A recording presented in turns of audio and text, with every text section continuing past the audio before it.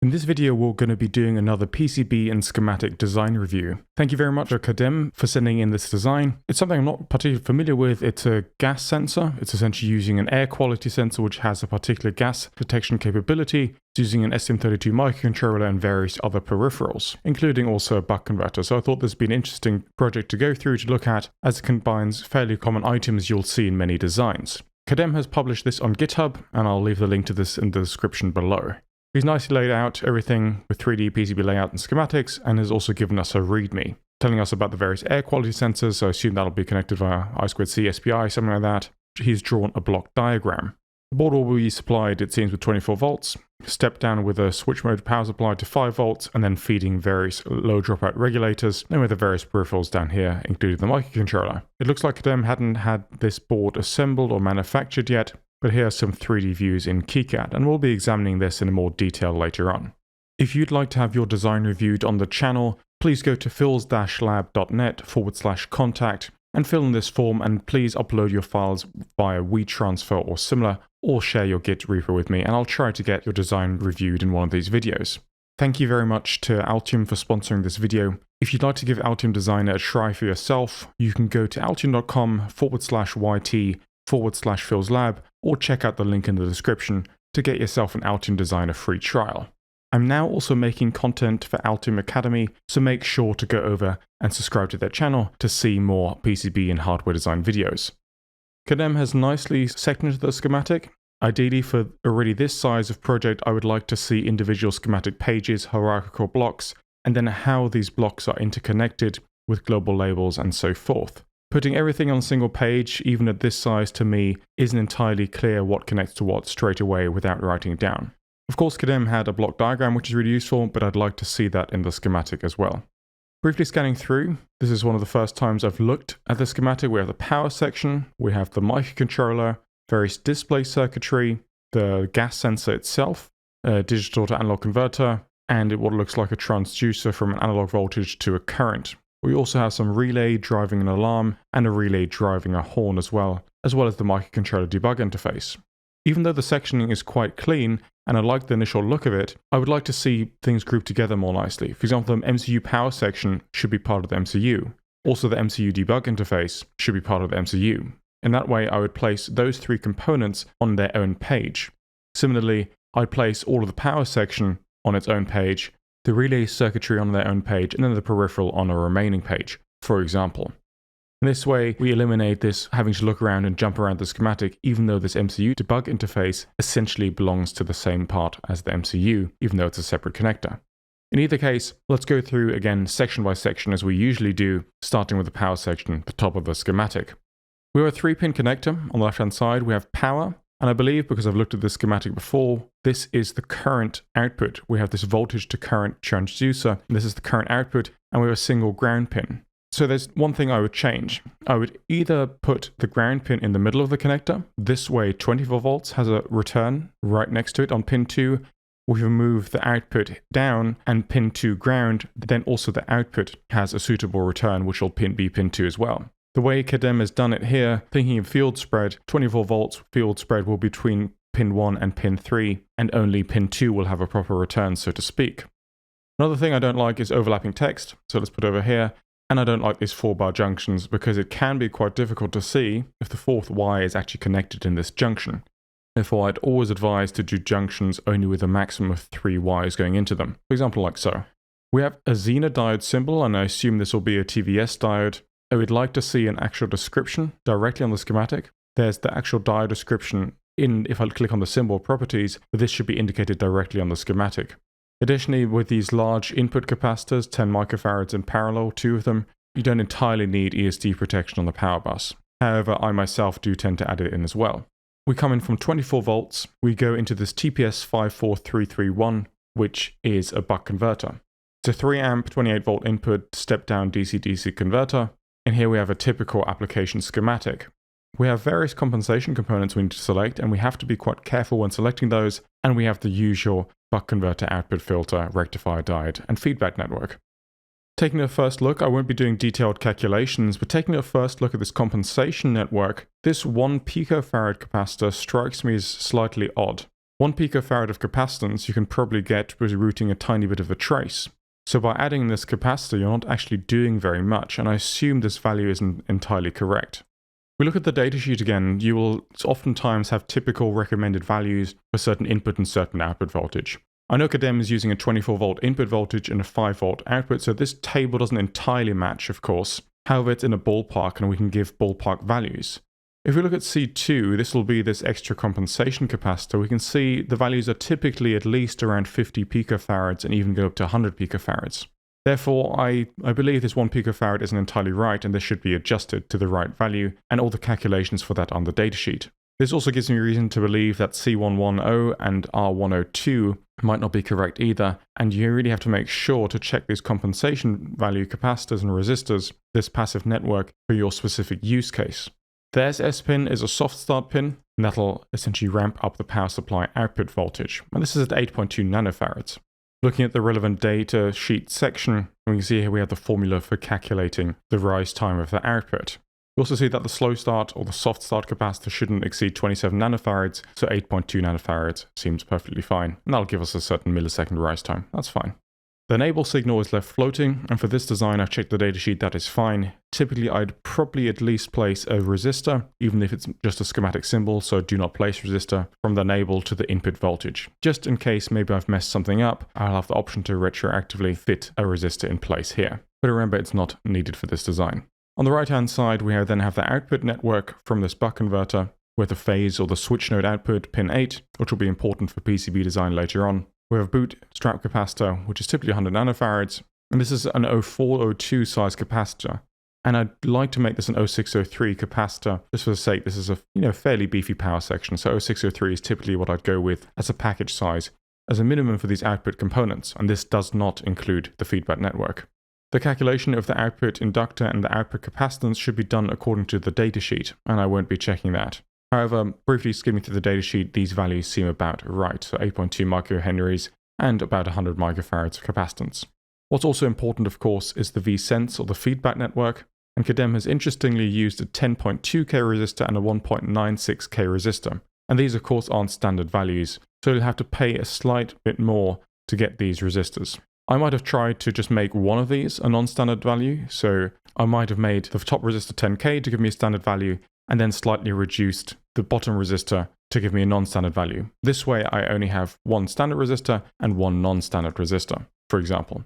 After the 5 volts, because we're stepping down from 24 volts to 5 volts, so it was a sensible choice to use this TPS 54331.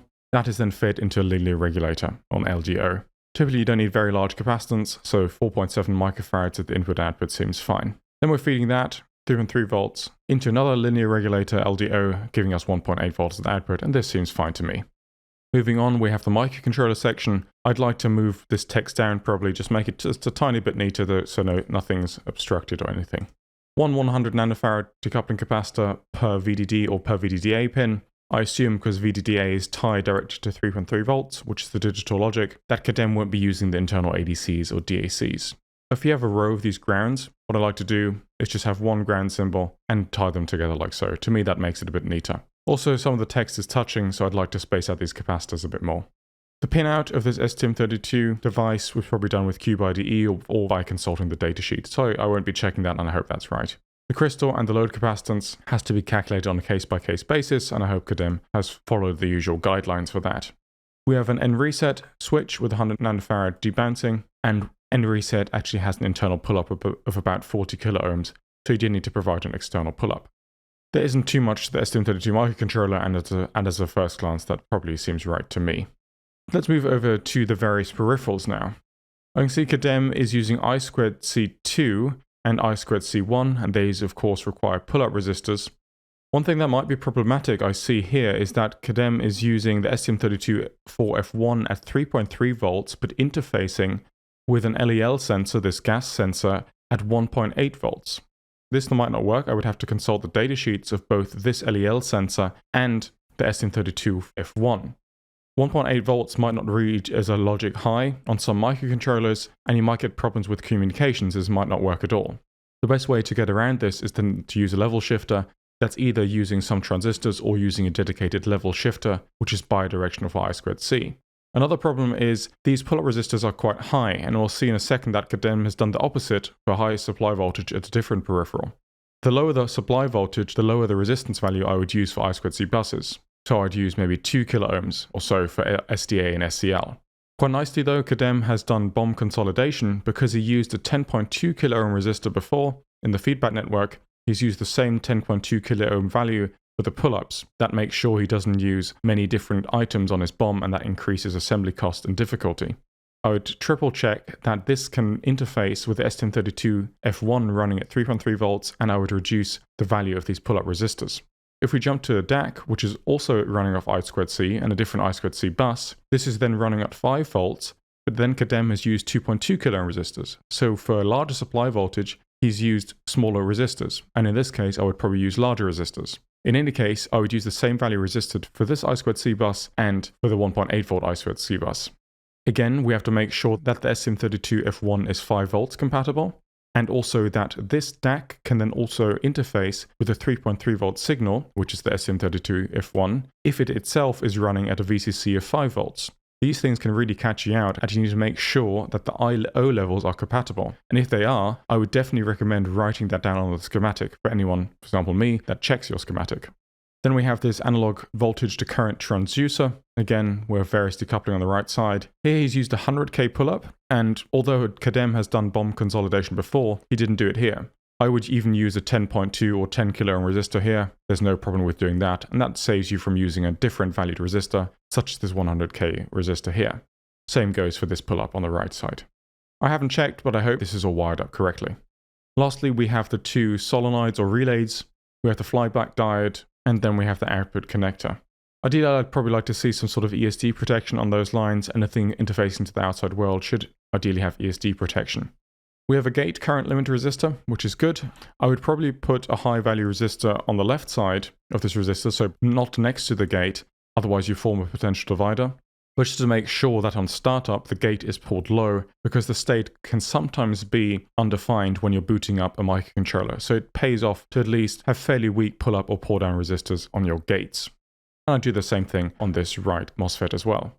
So overall I think it's a pretty good job. It's fairly neat. Again, I would make this into a multi-page schematic. I would have to double check the buck converter values. I'd improve my BOM consolidation a tiny bit. I'd make sure my interface voltages are checked, 1.8 volts and 5 volts going to a 3.3 volt microcontroller. So that's definitely something I would check the most. And remember the pull-down resistors on your MOSFETs. But let's move over to PCB design. Now we're in the KiCad PCB editor. This is a 4-layer board. I think the stack-up Kadem has chosen is top and bottom a signal, and the inner 2 planes are dedicated to ground. And this is also my preferred 4-layer stack-up, so that's great. Kadem has then routed power, which is absolutely fine for these types of boards with these frequencies. What I initially find a bit odd is that we have this measurement down here, and the board is actually not in the placeholder, so to speak, for the PCB layout. It's a small minor detail, but something I would want to see in a professional design. Again, in no particular order, I will be going through and just commenting to what I see. It's nice that Kadem has used a 4-layer stack-up with signal, ground, ground, signal. This is great for EMI and signal integrity purposes. However, he seems to have forgotten the stitching vias between these 2 ground planes. Stitching vias should be placed at appropriate distances, and I'd like to see many more stitching vias. I don't think he's placed any on this board, to make sure we minimize the inductance and therefore the voltage difference between these 2 ground planes. So I'd simply place a fair amount of these stitching vias all along the board where there's space, of course keeping clearance constraints and so on in mind. Then we also have placement vias. So this is a very close placement. If I just go to inspect, measure tool, this is 0.15 millimeters, which is within manufacturing capabilities even for cheaper fab houses, but still, there's no reason to place it this close. For example, something like this is completely fine. These are what's known as transfer vias, so when we're routing from a bottom layer and we want to transition to a top layer, we need to take care of the return path along the Z-axis transition, and this ground via helps do that. If you look up transfer vias, there's more information on my channel as well. There's no reason to place them that close. You need to place them very close if you're concerned with very high-speed signals. Something along these lines is probably fine. So I'd increase my spacing generally. The via dimensions at 0.8 and 0.4 are rather big in my eyes. The largest via I usually use, if it's not for power, is 0.7 and 0.3 millimeters. And that's a great via, can be easily fabricated for the normal thickness boards. You can also see with the via placement, for example, underneath the microcontroller over here, we have various signal vias and the relevant transfer vias next to them, which I'll just move out the way a bit more. However, because Kadem has placed them so close to each other, if we look at the internal ground planes, so the green and orange ground planes, they're really cut up. So we have a really large cutout here, very large cutout here, and so on. So we have these large splits in the ground planes. Now, Kadem isn't directly routing any signals through these splits, but this is very, very harmful for EMI. Also, any return current will have to find its way around these splits in the ground planes. In tight and space-constrained designs, this can be very hardly avoided unless you go to HDI designs, micro, blind, and buried vias. But for something like this, we have a lot of space. We simply have to place our vias further apart and then route our tracks into those vias out of the microcontroller. We can then have ground plane slivers going between these vias and not create these huge cuts. When it comes to ground and power connections, I'd usually place my vias just outside the courtyard of the footprint. This is to make sure we don't get any solder wicking, and I'd normally use a track that's as wide as the SMD pad itself. Looking at decoupling of the various components, it seems alright. This proximity is probably okay, although we could move the capacitors closer inward. Move closer to the pins, there's no reason that we can't space this trace coming out of this pad a bit further.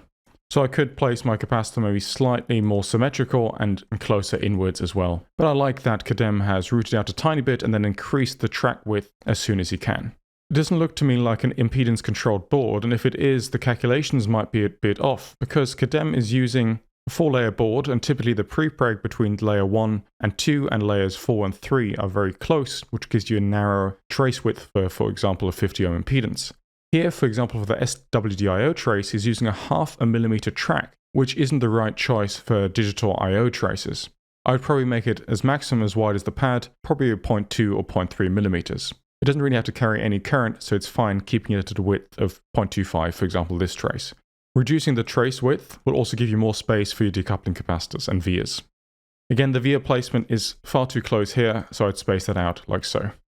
Same goes for the other lines, so end reset doesn't have to be wide at all, the oscillator traces don't have to be wide, and you really only want to do this for power traces. Let's briefly look at the buck converter layout, because this is one of the most crucial parts. With the buck converter, on the right side we have the main IC, U103, the inductor, rectifier diode, the output capacitors, as well as the input capacitors. With the ground pin 7 of the switching device itself right here, which Kadem has nicely tied directly to ground with a set of vias, so that's great. What we want to do is minimize the area of the switch node and also the distance from the switch node pin, which is pin 8, to the inductor. So I would even move that closer in, like so, for example. Then I can move my rectifier diode in and my output capacitors like so.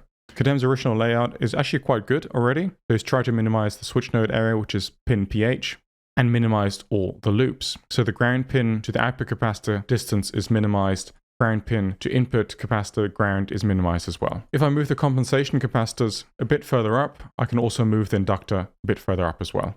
Although Kadem has tried to keep the ground loops as small as possible, I'd prefer to have a layout like so I can come directly out of my comp pin into my compensation network. Even though, yes, the grounds are maybe a tiny bit further away, but to me this makes the routing cleaner. However, something that isn't entirely right is the vSense or the feedback network connection. What I want to do is keep the actual feedback trace, which is the vSense trace, as short as possible, and I want my divider network pretty much right next to that pin. You can see Kadem has made this very, very long trace after the divider network into the vSense pin. The vSense pin itself is high impedance, is very sensitive to noise, and should be kept as short as possible. Please ignore the very messy placement for now, but this is something I would prefer. The vSense I want to make pretty thin, so maybe 0.25 millimeters or so, routing directly into these pads and ground via close to my ground pin of the IC itself. In this way, my vSense connection is very, very short, and all I have to do is go out my plus 5 volts, take a via down on the other side of the board away from this inductor, and come out after my output capacitors, place a via there, and then do a thin trace on the bottom of the board going to my feedback network. So this, to me, is a better placement. Also, rather than doing these tracks like so, spreading out, to me it's easy just to do a polygon pour. I know I haven't covered very much of this PCB, just gave you some of the main things that stand out to me as a PCB designer that I'd probably want to see slightly different. It's a good attempt overall, but there's also some smaller things I'd like to show you in the short time we have in this video. For example, this very small silkscreen text, I would want to see that increased. Maybe I moved this around, I'm not entirely sure, but not overlapping. They shouldn't be overlapping on copper, it shouldn't be overlapping on other silkscreen, and it shouldn't be overlapping on holes. For example, U104, the 4 will look rather dodgy when it's manufactured, for example. Other than that, I'd like to see labeling of my connectors. I'd want to see the stitching vias as we talked about before, maybe common orientations of the silkscreen, thinner traces for I/O, maybe placing this tag connect serial wire debug header closer to the relevant part, so there's STM32 F1 microcontroller, and avoiding these random copper pores, for example here and here. I've flown over quite a few topics in PCB design that can be explored in far greater detail. However, for a lot of these I've already made quite a few videos. I can particularly recommend video number 77, which is on PCB vias, sizing, placement, and so on, also with regards to stitching. Then PCB design for EMI and signal integrity is video number 64, teaches you also about transfer vias, especially if you're working with switching regulators, be that step up, step down, and so forth. Video number 60 will be very useful when it comes to PCB layout, and I also have a video on actually sizing switching regulator components. With regard to stack-up, I said that my preferred 4-layer stack-up for routed power is signal ground ground signal, and video number 56 goes through that in detail why that is the case. In any case, I hope you enjoyed this video and took away some tips and tricks which you can use in your PCB designs. Remember, if you'd like to have your PCB design reviewed, please go to phils-lab.net/contact and fill out this contact form. Thanks for watching, and I hope to see you in the next video. Bye bye.